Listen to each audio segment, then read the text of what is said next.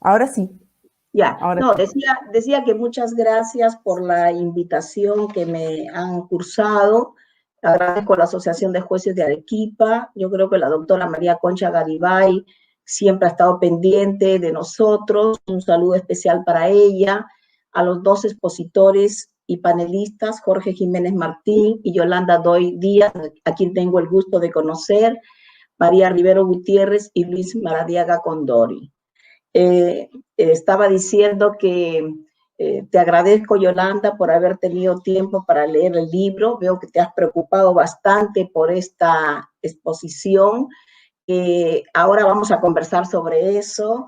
Quizás la circunstancia de no vivir en un país no nos dé el contexto adecuado a veces, pero tus reflexiones me parecen muy importantes para lo que vamos a abordar el día de hoy. Bien, en primer lugar, miren, yo lo que quisiera decir, pero con mucho respeto, es que yo no estoy de acuerdo con la posición del doctor Atienza, que el día de ayer manifestó de que el Tribunal Constitucional no podía resolver la demanda de inconstitucionalidad que le habían planteado los jueces sobre la ratificación judicial. Y creo que las palabras de Pedro Grandes fueron muy acertadas en el contexto en que se dio la exposición, porque es verdad de que nuestro poder legislativo no puede equipararse al Congreso de los Diputados y al Senado de España o a los otros congresos de Europa, donde sí cumplen su tarea de llevar a cabo la promulgación de las leyes que correspondan en un país. En nuestro caso vemos mucho vacío legislativo, y por lo tanto el Tribunal Constitucional ha dado muchas muestras de resolver problemas cuando les han sido puestos en su conocimiento. Yo estoy segura que en esta oportunidad también lo va a hacer. Solamente para darles un ejemplo, España, ya que está Yolanda y el doctor Jiménez, España modificó su ley de amparo a través de la ley orgánica 6/2007 para introducir un concepto clave que es la especial trascendencia constitucional. Nosotros lo hemos hecho a través de un precedente vinculante que ha dictado el Tribunal Constitucional, y a través de esa jurisprudencia se emiten las famosas sentencias interlocutorias denegatorias. Yo no estoy de acuerdo porque entiendo que es una limitación al acceso que tienen los ciudadanos para recurrir en amparo. Sin embargo, ha sido aceptado por la mayoría. Entonces, entiendo que quizás no se conoce cómo es el mecanismo de trabajo acá de nuestro Congreso, que realmente no da las leyes, hay un ocio legislativo muy grande, y por lo tanto, de nuestra parte creemos que sí va a resolver, y esperemos que lo resuelva de la mejor manera el Tribunal Constitucional. Bien, bien, como el tema tiene que ver con lo que es la reforma constitucional, quería decirles que nuestra constitución política ha sido objeto de algunas reformas constitucionales, y que la última lamentablemente tuvo relación directa con presuntos actos de corrupción por parte de jueces, fiscales y otros actores del sistema de justicia, en especial algunos miembros del Consejo Nacional de la Magistratura. Bueno, ese es el panorama en que se nos presenta esta reforma constitucional, porque a partir del 7 de julio del 2018 se inició la difusión de los denominados CNM audios o audios de la vergüenza, y empezaron a dictarse un conjunto de medidas restrictivas de derechos, como impedimentos de salida, allanamientos de domicilios, prisiones preventivas, suspensiones preventivas de derecho. La Fiscalía de la Nación conformó un equipo especial de fiscales para que viera el caso relacionado a los cuellos blancos del puerto. Y bueno, nosotros vamos a ver que se va a iniciar una gran cantidad de procesos que están vinculados a lo que se conoce como lavajuez, que somos muy especiales para decir las cosas, en alusión a los emblemáticos casos de la operación Lavallato que vienen conociendo nuestros jueces del sistema anticorrupción. Y entonces es bueno evaluar el contexto en que se da la reforma constitucional. El día de ayer lo hizo Pedro Grandes, pero creo que sorprendido por la respuesta que dio el doctor Atienza. Yo me he tomado mi tiempo de hacerlo de una manera mucho más esquemática, y decirles de que como por lo que pasó en el Poder Judicial, en el Consejo Nacional de la Magistratura y en la Fiscalía. Entonces, el 21 de julio de 2018 se remueve a los 7 consejeros del Consejo Nacional de la Magistratura, porque hay un artículo de la Constitución que permite la remoción de los consejeros.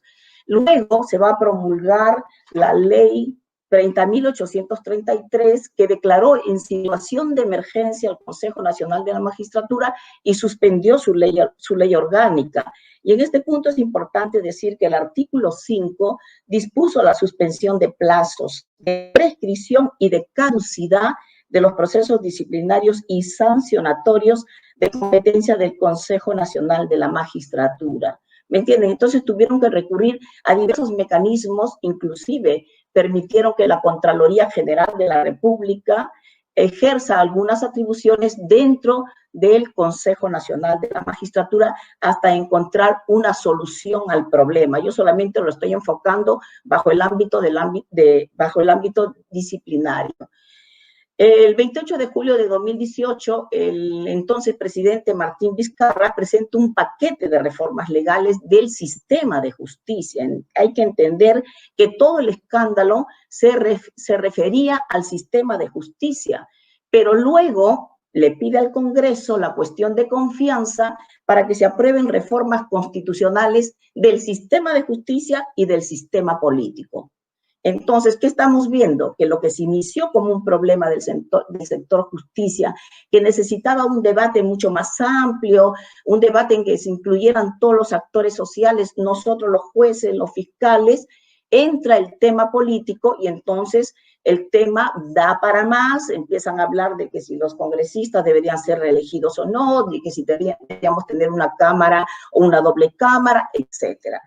Bueno, el hecho es que nosotros el 9 de diciembre de 2018 nos encontramos un día domingo todos yendo a un referéndum, que creo que no medimos las consecuencias. Bueno, todo lo que había pasado en el Poder Judicial determinaba ese ánimo de la población para ir a votar en contra de nosotros. Y por supuesto, se consultó lo siguiente: aprueba la reforma constitucional sobre la conformación y funciones de la Junta Nacional de Justicia, antes Consejo Nacional de la Magistratura. ¿Qué creen ustedes? Por supuesto que todos dijeron sí. Y yo estoy segura que muchos jueces y fiscales dijeron lo mismo, porque cuando yo iba y conversaba con algunos jueces y fiscales y les explicaba el momento difícil que estábamos viviendo, no, me decían, este es un tema de corrupción y que se lleve a cabo la reforma constitucional. Bueno, tenemos la ley 30.904, que es la ley de reforma constitucional sobre la conformación y funciones de la Junta Nacional de Justicia.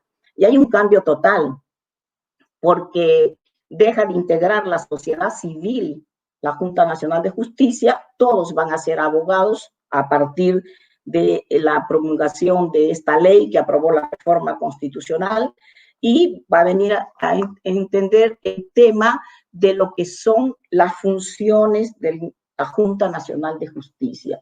Y entonces, entre esas funciones, va a tener las clásicas, que siempre las tuvo desde la Constitución de 1979 y se ratificaron en la de 1993, selección y nombramiento de jueces y fiscales de todos los niveles, ratificar a los jueces y fiscales cada 7 años, y bueno, acá viene lo que el día de ayer comentaban, adicionan ratificación parcial con la Academia de la Magistratura cada 3 años y 6 meses.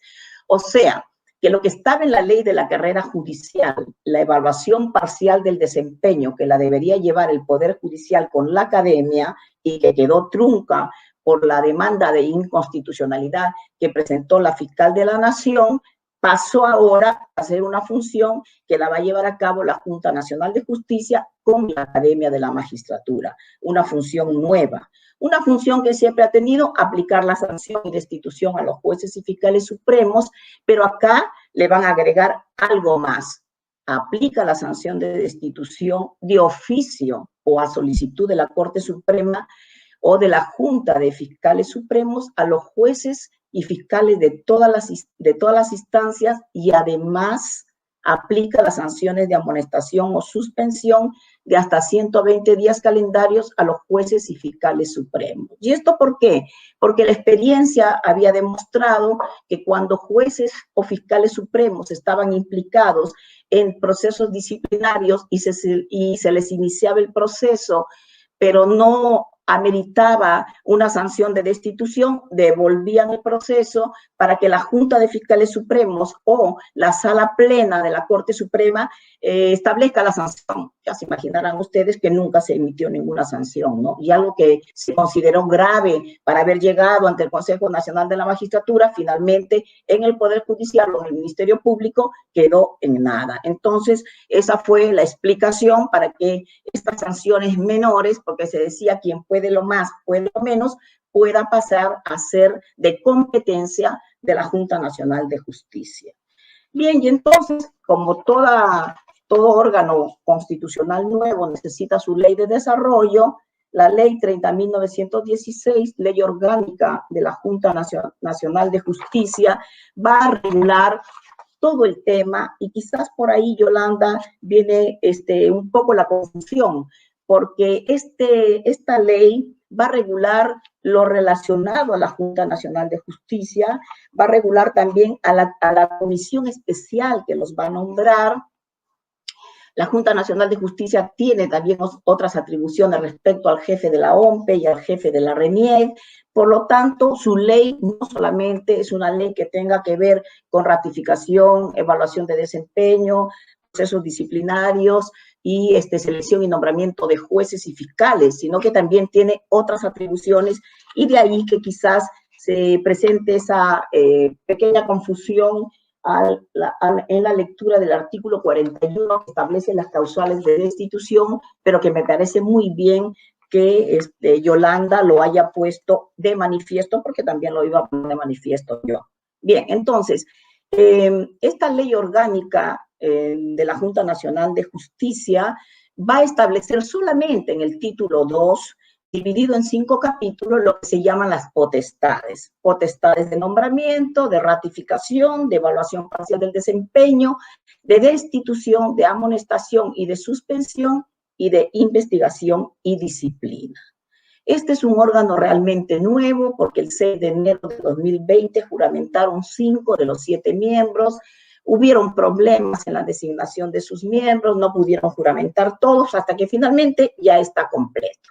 Entonces, fíjese, con esta explicación muy sintética de lo ocurrido, vemos que esta reforma constitucional se da en un contexto muy especial.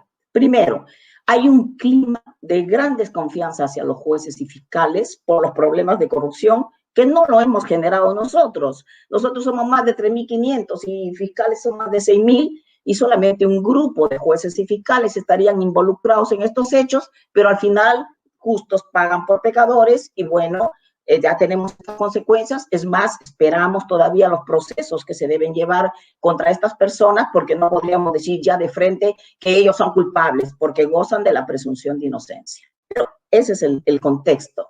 En segundo lugar, una grave crisis política por los graves casos de corrupción que se vienen procesando en el país y en los que se encuentran implicados los expresidentes desde el año 2004 para arriba y altos funcionarios de todos los gobiernos. Imagínense ustedes, si no existiera el equipo de fiscales especializado, más un sistema anticorrupción especializado, que realmente da la cara para enfrentar estos casos, ¿qué pasaría en nuestro país, no? Porque bajo los vaivenes políticos que tenemos, si no tenemos gente, una reserva moral de ese tipo, no podríamos hacer nada. Luego, los diversos procesos a jueces y fiscales que estarían vinculados a la organización criminal, los cuellos blancos del puerto. Después, la suspensión de labores en casi todas las instituciones del país por la aparición del COVID-19 y la grave crisis del Poder Ejecutivo y Parlamento, que imagínense ustedes, para que nuestros compañeros españoles lo comprendan, en una semana tuvimos 3 presidentes de la República. En realidad, kafkiano, ¿no? Esto no pasa, creo, en ningún país del mundo, pero se ha dado. Bueno, en ese contexto trabajamos los jueces y fiscales. Y en ese contexto tenemos que seguir y no creemos que el sistema de ratificación y el sistema disciplinario, pese a todos los problemas que tiene, que es necesario que se reforme, que se modifique, nos puedan infundir a nosotros temor. Yo creo que somos jueces conscientes de nuestra tarea y enfrentamos lo que venga y lo vamos a enfrentar de la mejor manera. Y creo que una muestra de esto es lo que ha hecho la Asociación de Jueces de Arequipa, de convocar a personas que conocen el tema y lo van a seguir haciendo para sensibilizar a la población de que nosotros no somos los culpables, de que nosotros lo que queremos es de que se instrumenten los mejores procesos, las mejores instituciones para preservar nuestra independencia y nuestra imparcialidad, para ofrecerle a la población lo mejor que tenemos de nosotros. La mayoría de jueces y fiscales en Perú no son corruptos, es gente que trabaja y trabaja en las peores condiciones. Pero bueno, volviendo a la Junta Nacional de Justicia, le toca una labor titánica. La ley de reforma constitucional lo autorizó para que en un plazo no mayor de 18 meses revise los nombramientos, ratificaciones, evaluaciones, procesos disciplinarios que habían sido efectuados por los consejeros removidos por el Congreso. Imagínense ustedes, una gran tarea que tiene que llevar a cabo la Junta Nacional de Justicia. Tiene que revisar si hubieron o no irregularidades en esos nombramientos, en esos procesos de ratificación y en los procedimientos disciplinarios. Otro punto, hay una gran provisionalidad en el país. El Boletín Estadístico Institucional de nuestro Poder Judicial de diciembre del 2019 da unos datos porcentuales que establecen que del total de 3.314 jueces que ejercen función en los diversos grados, 53% son titulares, 30.5 son supernumerarios y 16.5 son provisionales. Si sumamos esto, resulta que casi la mitad está en la provisionalidad y en la condición de supernumerarios y solamente tendríamos 53% de jueces titulares. Entonces hay una gran cantidad de plazas que se tienen que cubrir. Y además hay que considerar que al julio del 2018 una gran cantidad de jueces y fiscales ya habían cumplido los 7 años y debían iniciar el proceso de ratificación. Entonces, ahora, ¿irán a la ratificación total de 7 años o van a ir a la ratificación parcial de 3 años y medio que establece la reforma constitucional? No sabemos cómo va a quedar este tema. ¿Habrá el tiempo suficiente por parte de los 7 consejeros para llevar a cabo las tareas grandes que le ha encomendado el Poder Legislativo en estas condiciones de pandemia, en estas condiciones de control remoto, en estas condiciones de desconfianza que vive nuestro país? Bueno, el tiempo nos dará la respuesta, pero lo único que nosotros queremos es que lo que se haga respetando todas las garantías reforzadas que ha dicho la Corte Interamericana y el Comité de Derechos Humanos le asiste a jueces y fiscales por la labor que desempeñamos. Ahora bien, independencia, procedimiento disciplinario. Yo creo que debemos de partir de determinadas premisas. En los numerales 1 y 3 del artículo 146 de la Constitución se encuentra el fundamento y los límites de nuestra responsabilidad. A los jueces se nos garantiza independencia, porque se dice solo están sometidos a la Constitución y a la ley. Y también se nos garantiza permanencia en el servicio, pero ojo, mientras observen conducta e idoneidad propias de la función. Bien, nosotros creemos que un juez goza de independencia, es un requisito fundamental. Si no, ¿qué garantía de justicia correcta le vamos a dar a los ciudadanos? Ninguna. Pero sin embargo, nuestros derechos, incluido la permanencia en el cargo, estamos conscientes, pueden ser limitados si incurrimos en faltas disciplinarias que conlleven a la destitución en los casos en que nos quieran separar del ejercicio del cargo. Otra premisa que hay que considerar que la independencia judicial no es sinónimo de arbitrariedad, y ya lo dijo Yolanda de manera muy acertada, que los jueces, o lo dijo el profesor Jiménez, no recuerdo en este momento, dijo que los jueces ejercemos poder, y por supuesto ¿Qué gran poder no tendrá una persona que puede definir los conflictos que se suscitan en el ámbito privado, donde nosotros podemos resolver la propiedad, resolver sobre la libertad de tránsito de las personas? Si ejercemos un poder, el poder tiene que ser controlado, pero claro, nosotros creemos que los jueces independientes tienen que actuar de manera responsable. Y por eso lo que nosotros queremos es que un control disciplinario puede servir para dos cosas: para afirmar la independencia de los jueces, o también puede servir para remover a aquellos que no se someten a presiones externas o internas. Y por eso me pareció muy bien, Yolanda, cuando hiciste mención, y yo lo conozco porque me he interesado en ver cómo es el sistema español, que sé que tienen esa disposición en su ley orgánica del Poder Judicial, pero en el caso nuestro también lo tenemos. Tenemos el artículo 16, que yo estoy segura que muchos ni siquiera lo conocen, que es una copia de lo que dice España. Los magistrados son independientes en su actuación jurisdiccional dentro de su competencia. Ninguna autoridad, ni siquiera los magistrados de instancia superior, pueden inferir en su actuación. Están obligados a preservar esta garantía bajo responsabilidad, nosotros mismos, pudiendo dirigirse al Ministerio Público con conocimiento del Consejo Ejecutivo del Poder Judicial, sin perjuicio de ejercer directamente los derechos que les faculta la ley. Y es verdad, no está la norma, no hay un protocolo, una directiva que lo regule, ¿ya? Y si es cierto, hay mucho linchamiento de jueces, especialmente aquellos jueces que vemos casos mediáticos que constantemente están en determinados sectores de la prensa atosigando a aquellos que quieren cumplir con su labor. Bien, entonces miren, el artículo 43 de la Ley de la Carrera Judicial va a consignar que los miembros del Poder Judicial son responsables civil, penal y administrativamente con arreglo a la ley de la materia. Y el artículo 200 de la Ley Orgánica del Poder Judicial dice que somos responsables civilmente por los daños y perjuicios que causemos y por los delitos que cometemos en el ejercicio de la función. Y el 202 establece nuestra responsabilidad disciplinaria, de tal modo que la responsabilidad personal de los jueces en Perú es responsabilidad disciplinaria a través de faltas que traen como consecuencia sanciones. La civil, a través de daños y perjuicios que trae como consecuencia la responsabilidad civil. Y la penal, si cometes delitos, que trae como consecuencia las penas o medidas de seguridad, a la que agregamos la responsabilidad política solamente de los jueces y fiscales supremos por infracciones a la Constitución o todo delito que cometan en el ejercicio de la función. Y entonces en esta responsabilidad política, ciertamente que el Congreso de la República tiene una gran función, que a veces no la ha cumplido.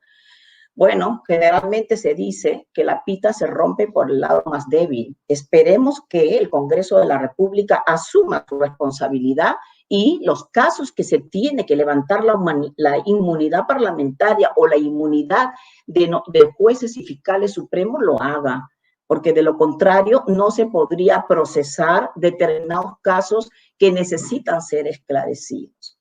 Nuestra ley de la carrera judicial es la ley 29.277. Siguiendo el modelo español, optó por un sistema de faltas en leves, graves y muy graves y un catálogo de sanciones de acuerdo a la entidad del ilícito disciplinario: amonestación, multa, hasta un 10% de la remuneración total, suspensión de 15 días a 6 meses y destitución. Es un modelo interno y un modelo externo, porque el único que aplica la sanción de destitución luego de la reforma constitucional será la Junta Nacional de Justicia.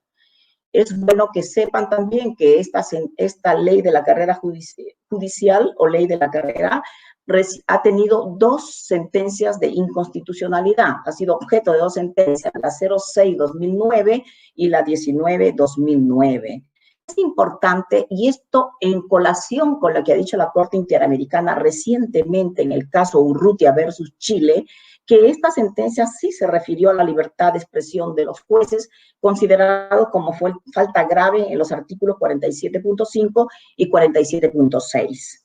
Y hiciste mención, Yolanda, sobre el 48.12, incurrir en acto o omisión que sin ser delito vulnere gravemente los deberes del cargo, que nosotros también vamos a ver que nuevamente se va a repetir como una sanción para efectos de destitución.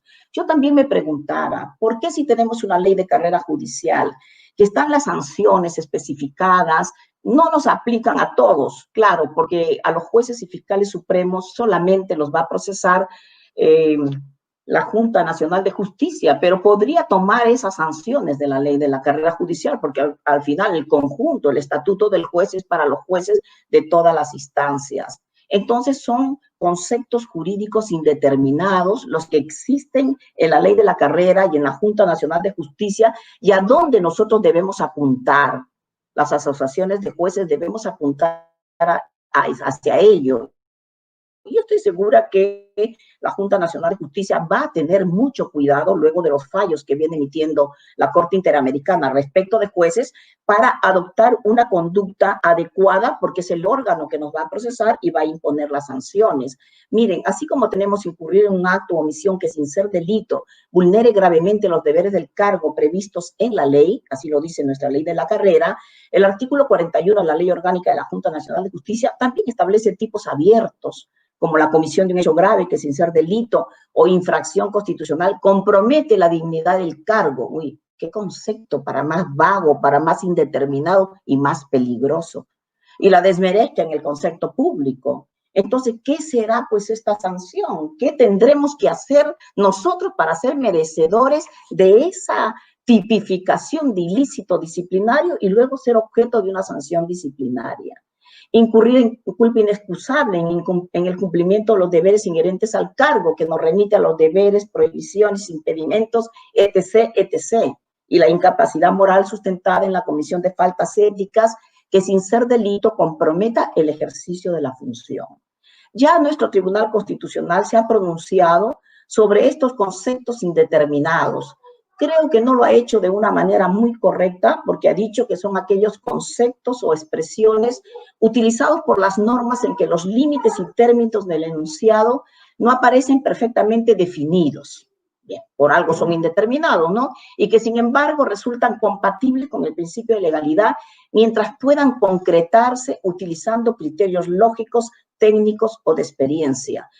Bueno, la verdad es que no ha sido muy puntual, que digamos, nos ha vuelto a dejar en esa arena movediza en que siempre se camina cuando se trata de temas de responsabilidad de jueces que deberían tener garantías reforzadas. Sin embargo, la Corte Constitucional de Colombia, cuando ha dicho que un legislador debe fijar un ilícito disciplinario en la ley, nada de reglamentos, será lo siguiente: los presupuestos básicos de la conducta típica que será sancionada, las remisiones normativas o los elementos determinables cuando se haya previsto un tipo en blanco, porque generalmente nos está remitiendo a un tipo que existe en la misma ley o lo puedes encontrar en los códigos procesales o en los códigos sustantivos.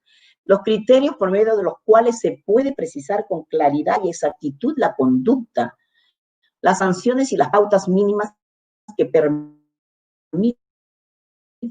su imposición y los procedimientos que se adelantan para garantizar que su establecimiento debido proceso interamericana, que ya se refieren a los temas disciplinarios que nunca se habían emitido, ¿no? Y entonces, miren, tenemos a la fecha el caso Apis Barbera y otros versus Venezuela del año 2008, donde habla del error inexcusable. Tenemos el caso Reverón Trujillo versus Venezuela y el caso Chocrón Chocrón versus Venezuela, donde hablan de la provisionalidad de los jueces y sus derechos.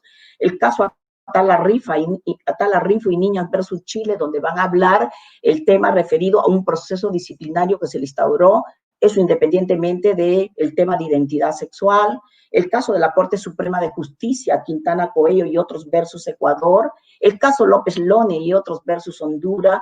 Y último, el del 27 de agosto del 2020, el caso Urrutia Laures versus Chile. Y cuando se trata de los miembros del Tribunal Constitucional, que por supuesto es importantísimo, tiene dos grandes sentencias, la del Tribunal Constitucional versus Perú y la del Tribunal Constitucional Camba Campos y otros versus Ecuador. Miren, leyendo esa sentencia se han diseñado un conjunto de garantías para los procedimientos disciplinarios que en realidad nosotros estamos muy satisfechos de contar con esas decisiones de la Corte Interamericana, que para nosotros es un paraguas protector que se nos abre ante cualquier conflicto que se pueda presentar, porque ahora el órgano de control de la magistratura pasa a ser un órgano que va a ser presidido, sin duda, supongo yo que será así, por un ente civil que va a ser la Autoridad Nacional de Control, y donde van a ver, si bien es cierto, jueces contralores, quien va a tomar la decisión es otra persona. Y miren cómo no nos quieren a los jueces. Los legisladores no nos quieren a los jueces. En España, cuando un juez va al Tribunal Constitucional, le dan una licencia. Eso es lo que tengo entendido, si no me corrigen. Pero acá en Perú nos dicen, si tú quieres postular al Tribunal Constitucional, renuncia un año antes. Oye, yo voy a renunciar a mi cargo, que me ha costado tanto obtenerlo, para ir a ver si un congreso, que tengo que ir a tocar la puerta uno por uno, me quiera nombrar. Me parece que sería una locura. Número 2, cuando se crea la Autoridad Nacional de Control, todo el mundo puede ir a postular. Los jueces no, si es que son gente que no tiene 5 años de haberse retirado del cargo. Mire, conozco jueces excelentes que acaban de renunciar porque cesaron a los 70 años. Aquí se puede llegar hasta los 75, pero simplemente no los dejan. Entonces vamos a encontrar cantidades de normas donde yo digo, es tanta la deslegitimación que quieren hacer creer que existe en el Poder Judicial y en el Ministerio Público a tal punto que se nos cierran las puertas hasta para poder acceder a un cargo que realmente no corresponde, como cualquier ciudadano. Bueno, son preguntas que se quedan ahí. Hay un tema que me gustaría tocar, si hay tiempo, si no lo voy dejando, que es la famosa falta muy grave de la 48.3, no motivar las resoluciones judiciales o inobservar inexcusablemente el cumplimiento de los deberes judiciales. Por favor, ¿cuánto tiempo tengo? Doctora, le podemos conceder 5 minutos adicionales. Está bien, suficiente. Bien, entonces, miren, esta es una ley, esta es una falta disciplinaria muy grave, ¿no? Nosotros creemos que es un deber de nosotros los jueces motivar nuestras resoluciones y que es un derecho del justiciable obtener una decisión fundada en derecho, por supuesto, leyes que se ajusten a la Constitución y a los convenios internacionales que el Perú ha suscrito. Entonces, si hay una ausencia de motivación, es porque hay manifestaciones arbitrarias y caprichosas por parte de los jueces que no encuentran ningún sustento y quedan proscritas constitucionalmente. Entonces, habría que ver qué es lo que está pasando, porque si te ponen que esta es una falta muy grave, el artículo 42.2 de la Ley de la Carrera Judicial dice, no da lugar a sanción disciplinaria la discrepancia de opinión ni de criterio en la resolución de los procesos. Y la ley orgánica del Poder Judicial, cuando habla los temas relacionados a la independencia judicial, el artículo 105.9 va a establecer como una de las funciones de la ONMA el rechazo de plano de las quejas que no sean de carácter funcional, sino jurisdiccional.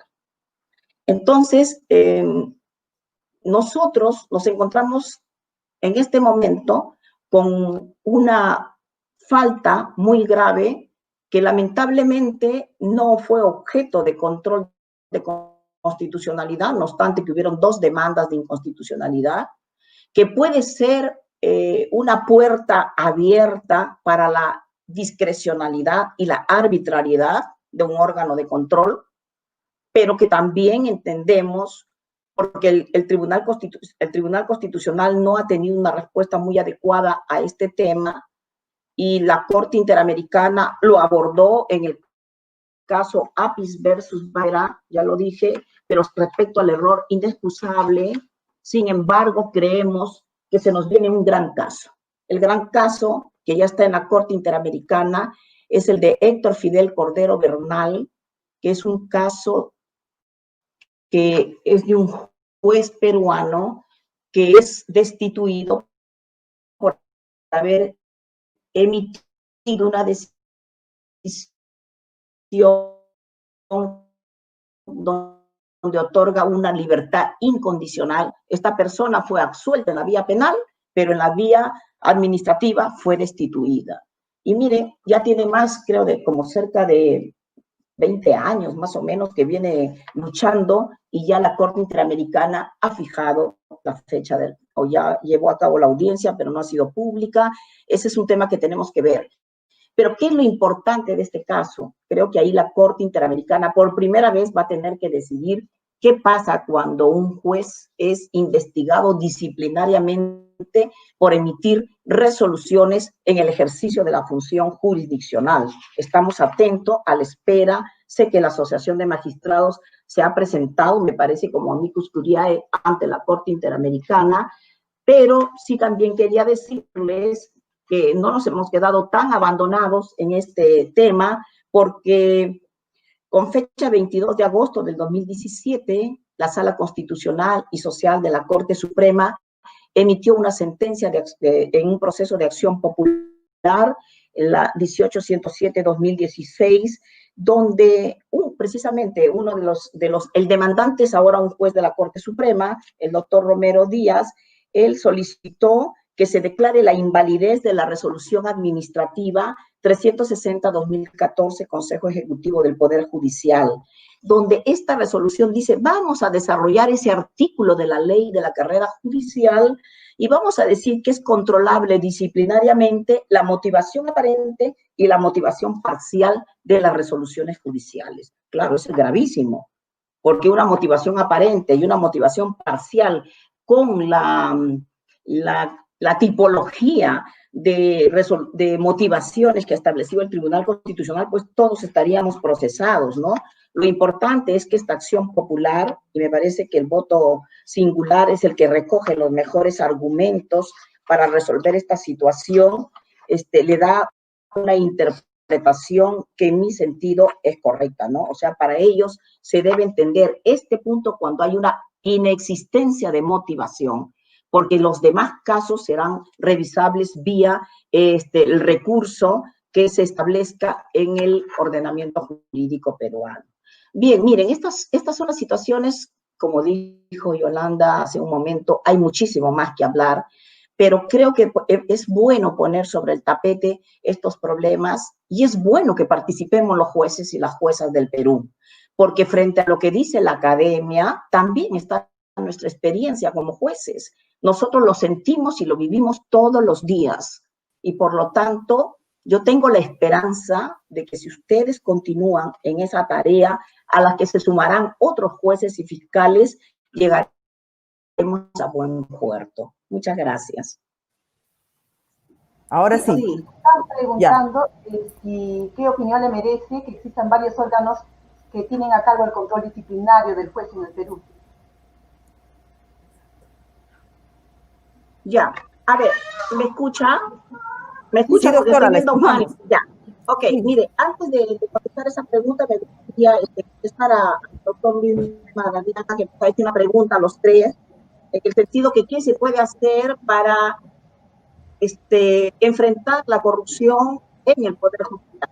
¿Sí, no, doctor Luis Magdalena? Esa fue más o menos su reflexión que hizo. Hola. Sí, doctora. Gracias. Bien. Entonces, miren, lamentablemente nosotros el día 7 de julio del 2018, sin querer, nos hemos visto involucrados como Poder Judicial, como institución, en graves casos de corrupción. En esa oportunidad, precisamente me encontraba en Ecuador, en Quito, participando con debe conocer el doctor Jorge Jiménez, la debe conocer la doctora Carmen Lamela, la Corte Suprema de España. Y justamente uno de los temas era cómo evitar que el crimen organizado se enquiste en el Poder Judicial y en el Ministerio Público. Precisamente lo que estábamos nosotros viendo esa temática, y en la tarde que regresábamos a nuestro país, nos encontrábamos con el grave problema de los videos de la vergüenza, de los audios de la vergüenza. Entonces, mire, yo pienso que nosotros también tenemos un poco de responsabilidad, porque nosotros sabemos en la institución quién es quién. Yo sé quién es mi compañero, quién es el otro, conocemos cuáles son los problemas y sabemos que hay algunas personas que lamentablemente llegaron al cargo, no sabemos cómo, pero que no debieran tener cargo, no obstante los procesos de ratificación. No quiero decir que seamos denunciantes anónimos, no, pero sí podríamos a nuestro Consejo Ejecutivo del Poder Judicial poner en conocimiento los problemas que observamos de lo que viene pasando sobre el retardo, sobre el tema de corrupción en el Poder Judicial, sobre el tema de la falta de transparencia, etcétera, para encontrar solución. Para eso están las salas plenas, para eso están las juntas de jueces, etcétera.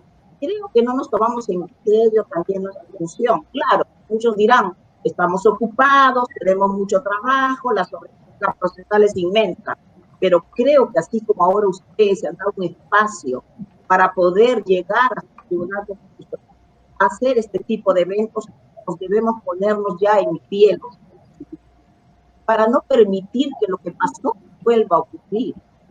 Yo no puedo concebir a una junta de jueces superiores que permita que su presidente todo el día no esté despachando. Por ejemplo, porque si nosotros en la Corte de Lima hubiésemos visto que nuestro presidente no llega 3 o 4 días a trabajar y que para solamente compromiso en compromiso, segura que en una junta, en una asamblea, lo hubiésemos visto que se vaya. Entonces yo creo que mucho también depende de nosotros. Otro punto que podemos abordar es el tema de la transparencia. Hay un decreto legislativo, el 1342, que establece que nuestras decisiones deben ser colgadas en las páginas web, que debe decirse el mismo día el fallo de la decisión. Esa es una forma de enfrentar la corrupción. Nadie tiene por qué estar averiguando cuál es nuestro fallo por lo bajo, porque si se transparenta, entonces, por supuesto, se puede, la persona se entera el mismo día el día que se vota de lo que ha ocurrido. Entonces, yo creo, porque no hay que llegar también a lo que dice la ley de creación de la Autoridad Nacional de Control del Poder Judicial, ¿no? O sea, va a haber una especie de servicio de inteligencia dentro del Poder Judicial. Y eso nosotros no quisiéramos, ¿no? Porque nosotros somos personas libres, somos jueces que desempeñamos una función, pero tenemos autodeterminación y tenemos también derechos. Entonces, yo pienso que en estos casos todos tenemos que aportar y que, bueno, el Consejo Ejecutivo del Poder Judicial, y yo entiendo la posición del doctor Madariaga, el sentido de la gran carga procesal que tiene el Poder Judicial es inconcebible. Hay jueces que en realidad yo no entiendo cómo trabajan con tantísima carga. A veces se dice, un gran logro, hemos emitido más de 100.000 medidas. Oye, pero ¿quién las controla? ¿Quién hace un seguimiento de esto? Nadie. Entonces, al final, todo se diluye y no tenemos un resultado eficaz. Esas serían algunas reflexiones, doctor Madariaga, respecto a lo que usted ha dicho. Y en cuanto al tema de que por qué existen en un proceso disciplinario distintas personas que van viendo los temas, no entiendo si me pregunta de lo que viene pasando o de lo que va a pasar, porque quizás no tuve oportunidad de comentar que lamentablemente con la modificación de la Junta Nacional de Justicia hay un tema que no habíamos nosotros quizás observado. El artículo 44 de la ley de la Junta Nacional de Justicia dice que ellos pueden de oficio o a pedido de la Corte Suprema o de la Junta de Fiscales Supremos, que haga sus veces o de oficio, dice, la Junta investiga la actuación de jueces y fiscales de las demás instancias. Nosotros hemos estado acostumbrados a un sistema de que la ONMA y las ODENMAS investigaban a los jueces de menor jerarquía que los jueces y fiscales supremos. Pero ahora aparece esta norma que dice esto y que está en la reforma constitucional. Yo me pregunto, ¿van a haber procesos paralelos? Procesos paralelos por parte de la Autoridad Nacional de Control y por parte de la Junta Nacional de Justicia. Eso hay que pensarlo bien y va a ser materia seguramente de otro debate. Y bueno, también lo que dijo el doctor Madariaga, ¿no? El tema de la motivación de las resoluciones judiciales. El tema que él ha mencionado, ¿no? A mí me preocupa que en un caso de pandemia, por haber dado una resolución que a mí no me puede gustar por los temas de género, que no me parece que hubieron situaciones que no debieron haberse dicho, pero haciendo un análisis de proporcionalidad en estos tiempos tan complicados, suspendo en el ejercicio de la función durante 6 meses a un juez con posibilidad de prórroga de suspensión como medida cautelar de 6 meses más. Son situaciones que creo que cuando el órgano de control va a tomar una decisión tan grave como es una medida cautelar que te deja sin sustento a ti como juez y a tu familia, bueno, por un hecho grave, si me encuentran robando dinero, pues por supuesto que me metan a la cárcel y que me abran el proceso disciplinario. Pero por otras situaciones que se tienen que investigar, yo creo que habría que tener cierta mesura al momento de resolver. Bueno, y para terminar, existen varios organismos de estos del órgano de control, depende si es una ODENMA, si es una ONMA, si el proceso se va a llevar en Lima o se va a llevar a cabo en las instancias inferiores, o si lo que quieren hablar es sobre lo que viene, que sí, eso sí va a tener que ameritar una nueva sesión dedicada solo a temas procesales, porque lo que hemos abordado son temas sustantivos, de unas cuantas infracciones disciplinarias. Gracias.